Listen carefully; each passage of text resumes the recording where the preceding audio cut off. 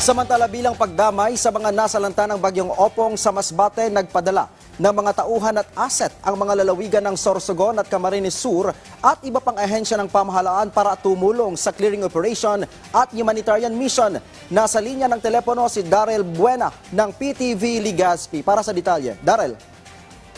Yes, Ryan, bilang pagkikiisa sa whole of government approach na direktiba ni Pangulong Ferdinand R. Marcos Jr. para tulungan ang mga nasalanta ng bagyong Opong sa lalawigan ng Masbate, bumuri ng team ang provincial government ng Sorsogon para tumulong sa clearing operation sa Masbate. Kaninang hapon, tumulak na patungong Masbate ang grupo, dalang iba't ibang asset at kagamitan para sa kanilang misyon. Bago ito, pinulong ni Sorsogon Governor Buboy Amor ang buong team na kasama sa ipapadala sa Masbate.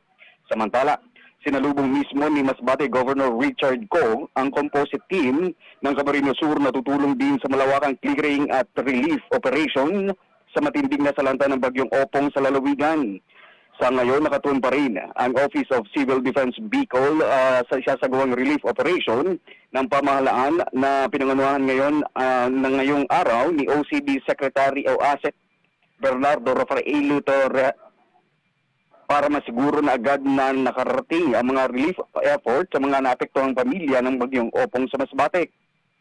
May dagdag din na team na ipapadala ang Philippine Coast Guard Bicol para makatulong sa relief at humanitarian mission, lalo na sa mga lugar sa lalawigan ng Masbate na napuruhan ng paglandfall ng bagyong Opong. Yan muna ang latest mula rito sa Legazpi, Albay. Darrell Buena para sa Pambansang TV sa Bagong Pilipinas.